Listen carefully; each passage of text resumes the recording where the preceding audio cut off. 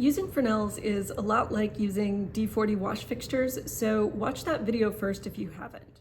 If you look at the datasheet for the Fresnel, which is made by Altman, so it's not going to be in the ETC app, the only difference with Fresnels is that instead of a fixed beam angle that you change with lenses, you have a knob on the fixture that can zoom the light from the smallest, brightest light, which we call spot, to the largest, dimmest light, which we call flood. You tell your electricians where the knob goes at focus, but you figure it out beforehand. Since we're relying on individual people to set the knob without a measuring device, you need some basic markers. Full flood, half, and full spot are good. Fresnels are very soft floodlights, and we could spend a lot of time learning the equations to figure out exactly how many foot candles and what sort of coverage we'll get, but it's really not worth our time.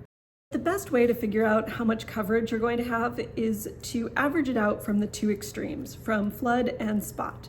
Here I've drawn another beam angle template showing flood, spot, and then what the average is, 43 degrees for halfway between flood and spot.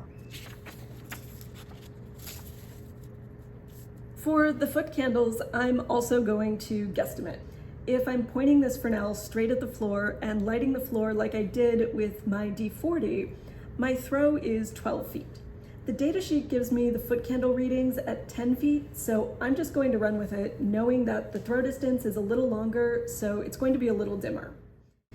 It tells me that at 10 feet at spot, I have 925 foot candles, and at the same distance at flood, I have 88 foot candles.